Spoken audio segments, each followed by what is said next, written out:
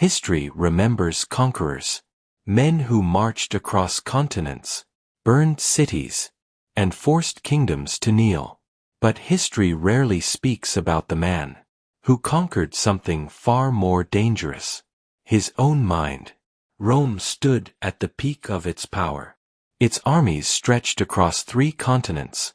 Its banners flew over millions of people. Its emperors commanded absolute authority. From the outside, the Roman Empire looked invincible. But behind its magnificent temples and golden palaces, fear was spreading. The Antonine Plague was killing thousands. Germanic tribes were attacking Rome's northern borders. Corruption had begun poisoning the Senate. Every day, the empire moved one step closer to chaos.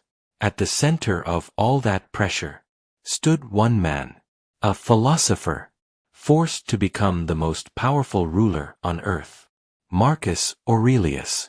Unlike the emperors before him, Marcus never dreamed of becoming famous. He never chased luxury. He never wanted history to remember him as a conqueror. Instead, he spent his nights writing private thoughts inside a journal. A journal that was never meant to be published. Today, the world knows it as Meditations. But here's what makes Marcus Aurelius different from almost every leader in history. He wasn't trying to control the world first. He was trying to control himself. Because Marcus believed one simple truth: a man who cannot rule his own mind can never truly rule an empire. And that belief became the foundation of one of history's greatest examples of Stoic leadership. But where did that mindset come from? To answer that, we have to go back long before Marcus ever wore the imperial crown. The making of a Stoic emperor. Marcus Aurelius was born in 121 AD. From childhood, people noticed something unusual about him. While other noble boys admired wealth, Marcus admired wisdom. While others competed for attention, he preferred silence. Instead of chasing entertainment, he spent hours reading philosophy. Even as a teenager, he chose simple clothing over expensive robes, simple beds over luxurious rooms, simple habits over unnecessary pleasures. To many people, that looked strange. Why would the future emperor of Rome choose discomfort? Marcus believed comfort could quietly weaken the mind. Every unnecessary luxury made a person slightly more dependent on the outside world. And dependence creates fear. Fear of losing status. Fear of losing money. Fear of losing comfort. Marcus wanted none of it. Because long before he ruled Rome, he wanted complete authority over something else: his emotions. Years later, he would write, "You have power over your mind, not outside events. Realize this, and you will find strength." That wasn't just philosophy.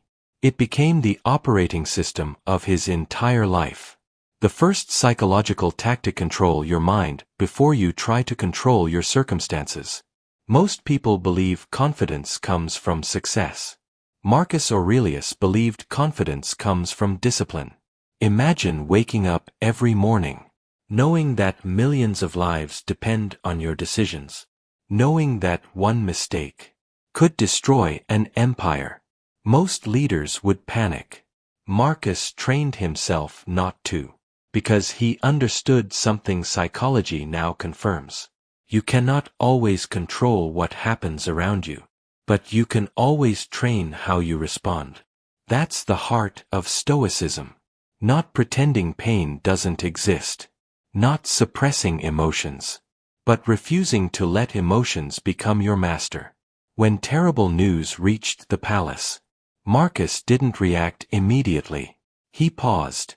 He observed. He questioned his first emotion. Only then did he make a decision. To many people, that looked like coldness. In reality, it was emotional discipline. Modern psychology calls this emotional regulation. Marcus practiced it nearly 2,000 years ago. He understood that the first emotion is automatic. The second response is a choice, and leaders are remembered, not for what they feel, but for how they respond. A test no emperor wanted. Then came the greatest challenge of his reign, the Antonine Plague. No one fully understood the disease. Cities emptied. Families disappeared. Roman soldiers died far from home. Fear spread faster than the illness itself. Many expected the emperor to escape to safety. Marcus refused. He stayed. He continued governing. He continued encouraging the army. He continued serving Rome, even while the empire around him suffered. Why? Because Stoicism never promised an easy life. It promised a meaningful one. Marcus knew he couldn't control the plague, but he could control whether fear ruled his decisions.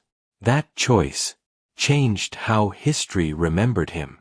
Not as the richest emperor, not as the most ruthless emperor, but as the philosopher king. Most people think resilience means never suffering. Marcus Aurelius would have disagreed. He believed resilience begins the moment suffering arrives.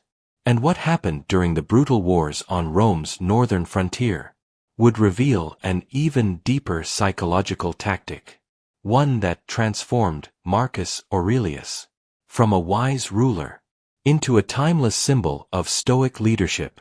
Pressure doesn't reveal a leader. It reveals the person who was hiding behind the title. 4 years. Marcus Aurelius had trained his mind for hardship. But philosophy is easy when life is comfortable. The real test comes when everything begins to fall apart. And for Marcus, that test arrived on Rome's northern frontier. The Germanic tribes had crossed the Danube. Roman villages were burning. Entire settlements were abandoned. The empire that once looked untouchable was now fighting for survival. Many emperors before Marcus had viewed war as a chance to prove their greatness. Marcus saw it differently. For him, war wasn't an opportunity for glory. It was a responsibility. While his soldiers prepared their weapons, Marcus prepared his mind. Night after night, inside a military tent, surrounded by freezing winds and the sounds of exhausted soldiers, he continued writing in his journal. Those private thoughts would later become meditations, not because he wanted the world to admire him, but because he needed to remind himself how easily fear could control even the strongest mind. The second psychological tactic: separate what you control from what you don't. Marcus Aurelius believed most human suffering comes from fighting battles that were never ours to control. He asked himself one simple question whenever disaster appeared: is this within my control? If the answer was yes, he acted immediately. If the answer was no, he refused to waste emotional energy on it. It sounds simple, but think about how most people react today. Someone criticizes them. They replay the conversation for days. The market crashes. They panic. Plans fail. They blame life. Marcus considered this a prison of the mind, because every minute spent worrying about the uncontrollable steals energy from what actually matters. The plague, the weather, the opinions of strangers, the actions of enemies. Marcus couldn't control any of them, but he could control his discipline, his judgment, his courage, his response. That was enough. And strangely, that mindset made him stronger than men who commanded much larger armies. Because while others were fighting reality, Marcus accepted it, then focused on the next right action. Modern psychologists call this the circle of control. Marcus Aurelius practiced it. nearly 2,000 years before psychology gave it a name. A leader who refused comfort. As the wars dragged on, Marcus could have returned to Rome. He could have lived safely inside marble palaces, delegated responsibility, blamed his generals, protected his own comfort. Many rulers would have done exactly that. Marcus didn't. He remained with the legions. He slept in military camps, walked among ordinary soldiers, shared their uncertainty, shared their exhaustion. Because Marcus believed, a leader should never demand sacrifices. He isn't willing to make himself. Roman soldiers noticed something unusual. Their emperor rarely complained, rarely celebrated victories, rarely allowed defeat to change his character. Whether Rome won or Rome lost, Marcus remained almost the same. Calm, measured, present. That consistency inspired confidence far more than speeches ever could. People trusted him, not because he promised easy victories, but because he remained steady when everyone else was losing hope. The third psychological tactic: master your ego before it masters you. Power creates a dangerous illusion. It whispers, "You deserve special treatment. You already know enough. No one can question your decisions." Marcus Aurelius feared that voice more than any enemy outside Rome. Every evening, he reminded himself, "You are only a man." Imagine that. The most powerful person on earth, deliberately reminding himself that he wasn't above anyone else. That's extraordinary. History shows us the opposite pattern. Many rulers became prisoners of their own ego. They surrounded themselves with people who only agreed with them. They stopped listening, stopped learning, stopped questioning themselves. Marcus refused to fall into that trap. Stoicism taught him that ego is a poor advisor. The moment you believe you've mastered life, life prepares a lesson to humble you. That's why Marcus constantly examined his own thoughts. Not because he lacked confidence, because he understood. Self-awareness is stronger than self-importance. The greatest victory isn't defeating another king. It's defeating the pride that quietly grows inside your own heart. Years passed. The wars continued. The plague continued. Rome survived. But Marcus Aurelius knew something his soldiers didn't. The greatest battle of his life was still waiting for him. And it wouldn't come from the Germanic tribes. It wouldn't come from disease. It would come from inside his own family. A challenge no philosophy could completely erase. A decision that historians still debate nearly 2,000 years later. And hidden inside that decision lies perhaps the most controversial lesson of Marcus Aurelius's entire life.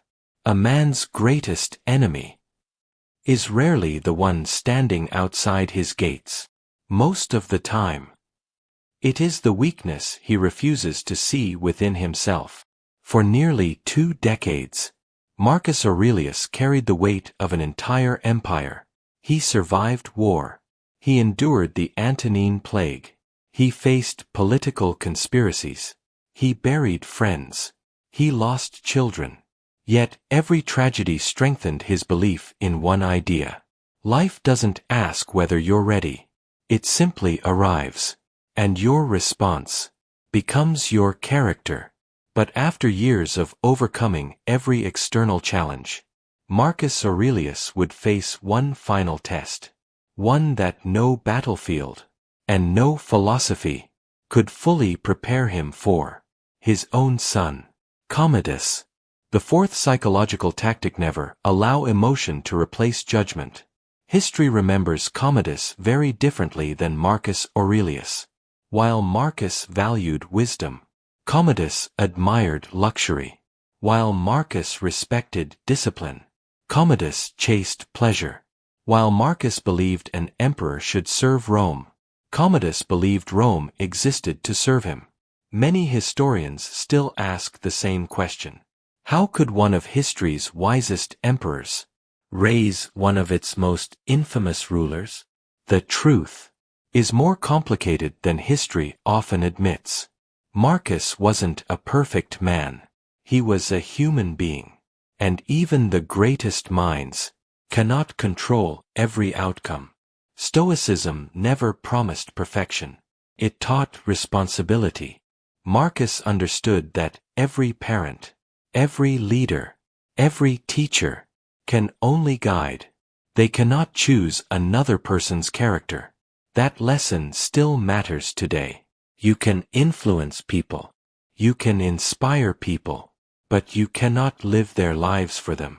Sometimes, leadership means accepting painful realities without allowing them to destroy your peace. That is emotional maturity. The fifth psychological tactic: treat every day as if it could be your last. Marcus Aurelius never believed he had unlimited time. Every morning, he reminded himself that life is temporary, not to become fearful, but to become intentional. In one of his most famous reflections, he wrote, "You could leave life right now. Let that determine what you do, say, and think." For Marcus, mortality wasn't depressing. It was clarifying. Because when you remember life is limited, you stop wasting it. You stop arguing over small things. You stop chasing empty approval. You stop delaying the work that truly matters. Death becomes not an enemy, but a teacher. Modern psychology calls this perspective. Marcus Aurelius simply called it reality, a legacy greater than an empire. In 180 AD, Marcus Aurelius died near the Danube frontier, far from the luxury of Rome, far from the marble palaces. He died where he had spent years serving the empire. An emperor, a soldier, a philosopher. His body disappeared into history, but his ideas never did. 2,000 years later, business leaders still read Meditations. Athletes study his mindset. Military commanders quote his discipline. Psychologists admire his emotional resilience. Ordinary people facing extraordinary struggles continue finding strength in his words. That is the difference between power and legacy. Power ends with the person. Legacy continues long after the person is gone. The final lesson. If Marcus Aurelius were alive today, he probably wouldn't ask how much money you earn or how many followers you have. He would ask something much harder. Can you remain calm when life gives you every reason not to? Can you stay disciplined when nobody is watching? Can you make decisions based on wisdom instead of emotion? Can you accept what you cannot control without giving up on what you can? Because those questions define every great leader. Not titles, not wealth, not status. Marcus Aurelius ruled the greatest empire on earth. Yet the greatest battle he ever fought was invisible. It happened inside his own mind. And perhaps that's why history remembers him, not simply as an emperor, but as the philosopher king. His greatest victory wasn't defeating Rome's enemies. It was refusing to let fear, ego, anger, or despair defeat him. That is the hidden psychological tactic behind Stoic leadership. Not becoming emotionless, but becoming stronger than your emotions. Because, in the end, every empire eventually falls. Every throne is eventually empty. Every crown is eventually passed on. But a disciplined mind can inspire generations. And maybe that is the only empire worth building.